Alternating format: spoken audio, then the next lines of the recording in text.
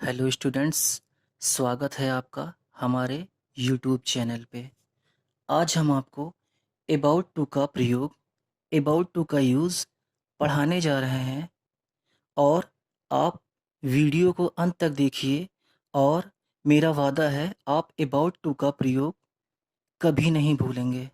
तो चलिए आगे बढ़ते हैं। लिखा हुआ है अबाउट टू का यूज़।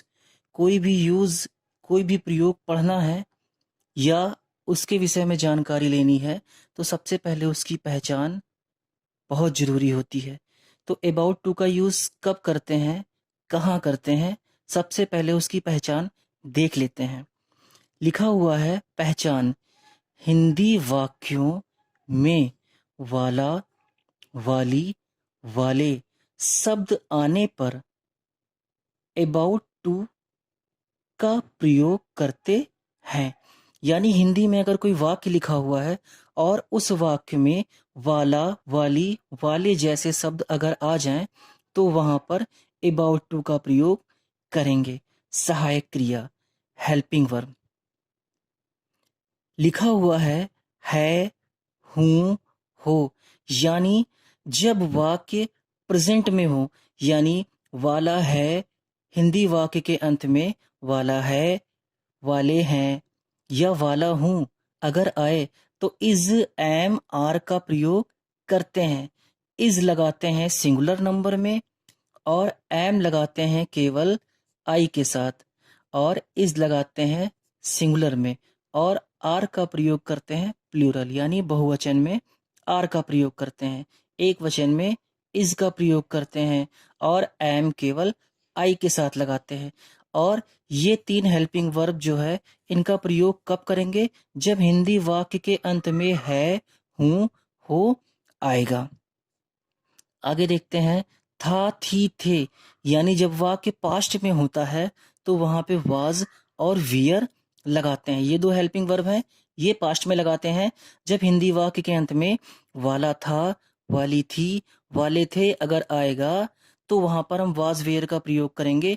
वाज लगाते हैं सिंगुलर के साथ और वियर लगाते हैं प्लूरल के साथ।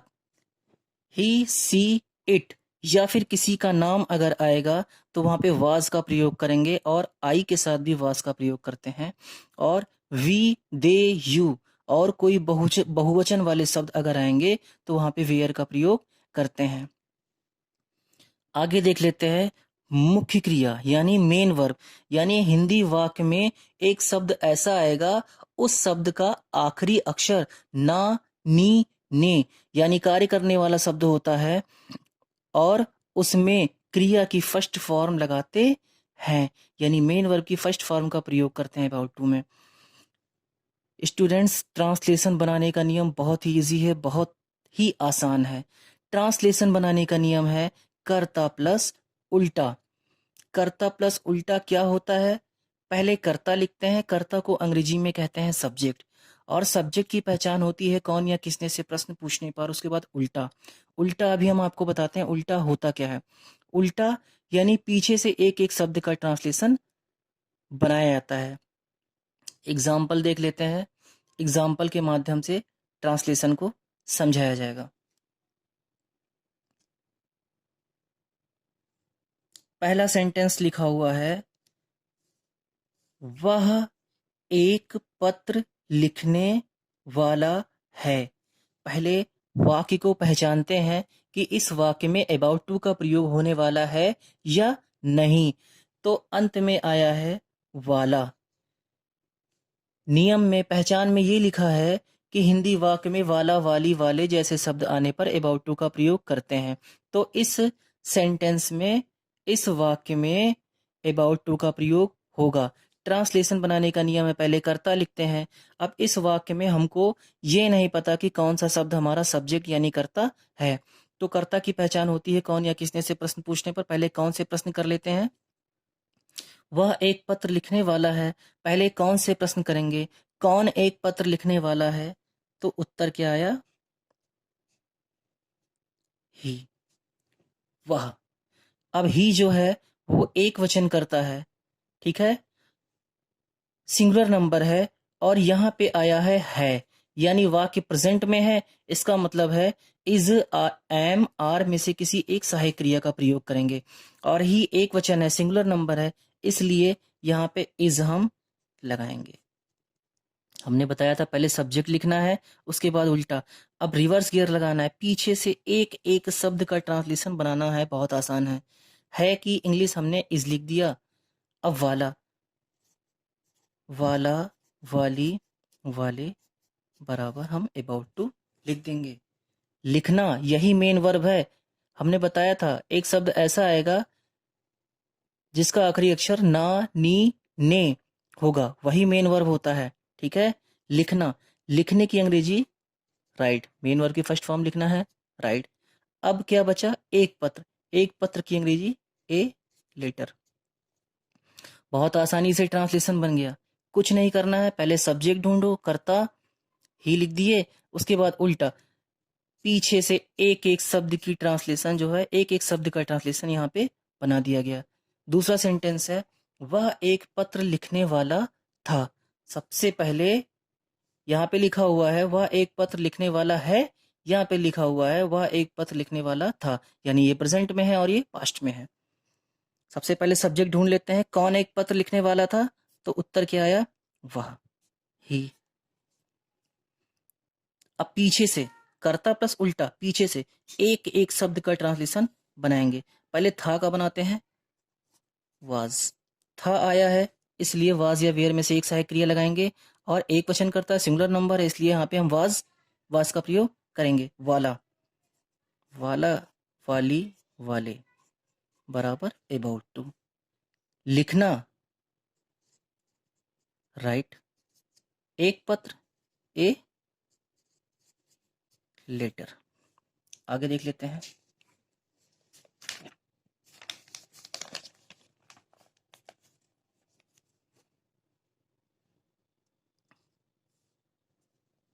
अगला एग्जाम्पल है, मैं यहां से जाने वाला हूं।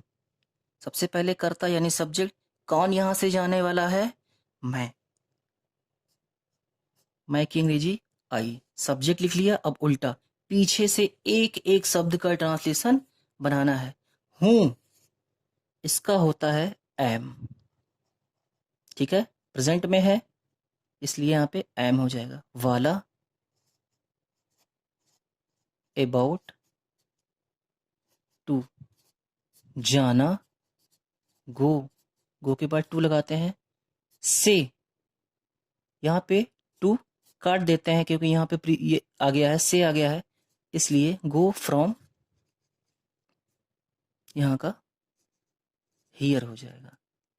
तो क्या हो गया, I am about to go from here, बन गया। बहुत आसान है ट्रांसलेशन। अगला लिखा हुआ है, मैं यहां से जाने वाला था। सबसे पहले सब्जेक्ट लिखेंगे, सब्जेक्ट यानी कर्ता। इसकी पहचान कौन या किसने से प्रश्न पूछने पर होती है।